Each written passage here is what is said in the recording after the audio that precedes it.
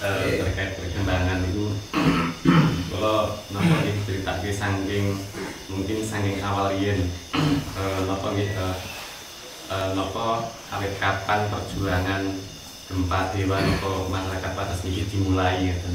Terus napa nggih mulai kapan warga niku kok terus napa nggih perkembangan napa situasi ini terus berubah-ubah. Dan itu riyen niku kan pas awal perjuangan warga Wates niku sekitar tahun 2015 sampai 2017 akhir niku dalam proses penelitian atau mencari sampel dari pihak pemerintah ataupun dari beberapa pihak mahasiswa yang ditugaskan untuk meneliti di Wates ini. Dan waktu itu juga sama warga itu sudah ditolak dengan beradaannya penelitian tersebut, dan beberapa kali penelitian itu terus ditolak sama warga Pak sebenarnya. Tapi pemerintah itu ya lagi-lagi nggak berhenti dengan apa yang sudah dilakukan oleh warga. Dan pada tahun 2018 itu selama proses 1 tahun itu tiba-tiba pemerintah mengadakan sosialisasi, dan setelah sosialisasi langsung kemudian konsultasi publik, dan setelah konsultasi publik baru tiba-tiba ada selebaran kertas yang nempel di kantor desa, yaitu yang biasa dibilang teman-teman itu adalah IPL. Nah, tidak dibaca IPL itu terbit di papan informasi desa itu, dan itu tidak diketahui sama warga. Dan selama proses sosialisasi pada tahun 2018, tepatnya bulan 2 atau 3 dulu ya, daerah Patek Kelingan ya bulannya masih sekitaran itu. Dan dulu warga itu masih bingung Pak, karena nggak tahu sebenarnya apa yang harus dilakukan oleh warga itu, karena tiba-tiba kita 2 hari sebelumnya dapat undangan sosialisasi, dan waktu itu warga itu berembuk terus untuk menghadapi sosialisasi itu bingung. Maka akan menyampaikan aspirasi ke pihak-pihak terkait yang terlibat untuk menyampaikan bahwa warga Wates itu tidak ingin adanya tambahan di desa warga.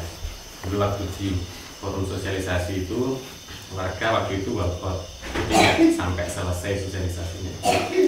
Dan kemudian beberapa bulan kemudian terus tiba-tiba ada konsultasi publik, dan waktu itu konsultasi publik juga warga itu masih bingung juga gitu, maksudnya mau dihadiri atau enggak gitu kan.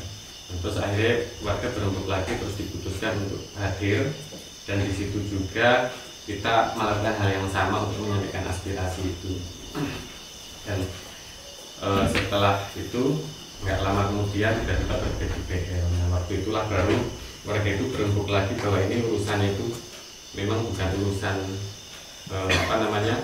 ranahnya warga lagi gitu. Kemudian dulu kita laporan ke LBH Jogja, dan itu dulu kita mau laporan ke LBH Jogja itu rapat warganya itu cukup lama sampai berbulan-bulan, karena dulu masyarakat itu beranggapan ketika kita melibatkan orang luar di perjuangan ini beranggapan bahwa nanti akhirnya juga akan dibawa ke pro juga itu. Dulu takutnya itu LSM atau apa itu yang bakalan itu terlibat itu. Nah, dulu khawatir banget warga itu. Terus akhirnya ketika terbitnya IPL barulah kita mulai merasa ini ranahnya udah hukum, maka kita cari pendampingan hukum. Nah, dulu kita laporan ke LBH Jogja.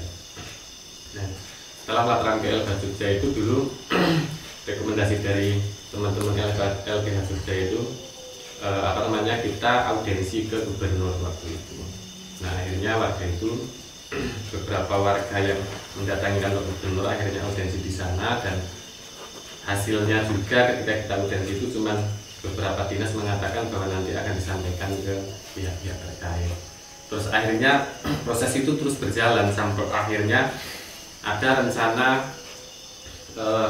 sosialisasi pengukuran waktu itu yang tanggal 23 April akhirnya warga menghadang dan bentrok sama aparat itu rencana proses sosialisasi pengukuran waktu itu.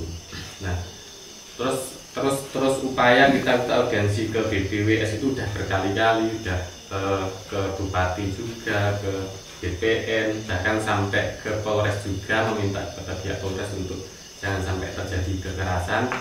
Tapi nyatanya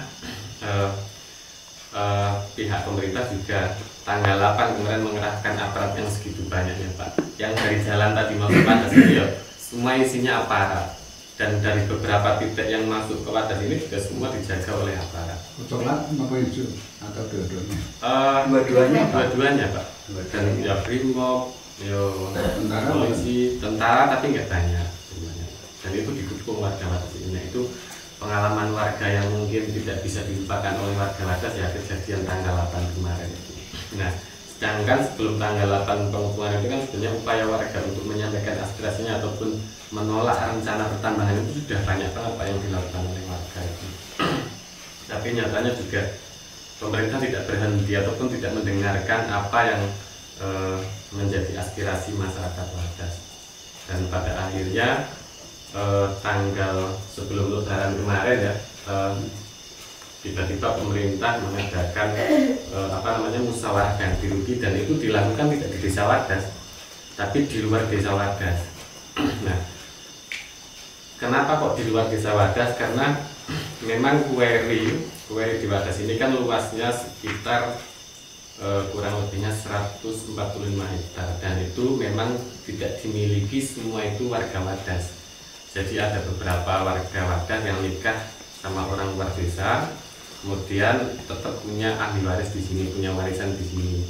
Dan orang yang luar desa Wadas itu kemudian yang digembosi dulu Pak, ataupun yang diintimidasi, yang yang kemudian mereka itu diajak untuk pro, dan akhirnya mereka itu betul-betul pro, dan mereka yang dilakukan untuk proses-proses kayak sosialisasi, proses pengukuran yang dilakukan di desa Cacapen, dan sampai musyawarah ganti ruginya itu bukan di desa Wadas.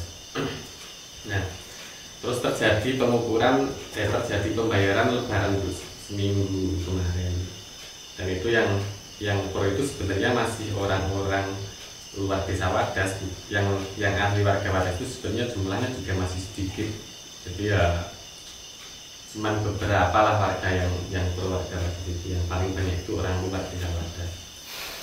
Dan setelah munculnya ganti rugi itu kemudian banyak sekali teror, tekanan, terus intimidasi yang dilakukan oleh pihak-pihak tertentu, sehingga ada perubahan warga setelah munculnya UGR itu.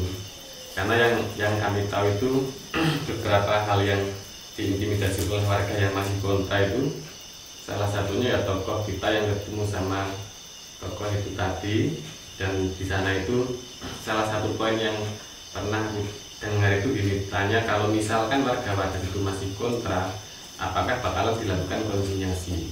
Dan tokoh tersebut menjawab katanya bakalan dikonsinyasi karena proyek bendungan bener sama tambang kueri Wadas itu kan menjadi satu amdal gitu kan. Nah, artinya ketika sudah dibebaskan di Guntur dan akses, artinya di Wadas itu tinggal sedikit, makanya dilakukan konsinyasi itu bakalan mungkin gitu, tanpa dijelaskan juga proses-proses tertentu. Akhirnya tokoh Wadas itu yang ketemu sama tokoh itu, akhirnya ketika pulang di Wadas langsung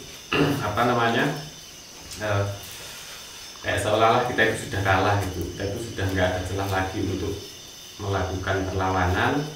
Dan akhirnya berhasil juga untuk mengajak beberapa warga yang akhirnya ikut mereka gitu, karena dengan intimidasi untuk bahwa kita itu bakalan dikonsinyasi, jadi nggak ada ruang lagi untuk kita melawan gitu. Makanya akhirnya terus berubah. Dan hari ini kalau warga yang masih kontra itu sebenarnya masih cukup ini ya Pak, menjadi minoritas, karena perubahan setelah munculnya UGR kemarin itu memang perubahannya sangat cepat sekali, bahwa banyak warga yang kebingungan, akhirnya ya mau nggak mau nyerahin data-data pada beberapa pihak. Ya kayak berkas-berkas ini, yang kan pasti SPPT kali dari kakak gitu. Akhirnya beberapa warga yang masih bingung terus tiba-tiba nyerahin itu. Hari ini kita itu tinggal sisa-sisa perjuangan yang dulunya masih kuat satu desa, dan hari ini ya menjadi minoritas kalau di desa Wadas itu, karena dengan beberapa warga yang minim pengetahuan sehingga mereka gampang banget untuk ketakutan ketika di teror dari beberapa beberapa pihak.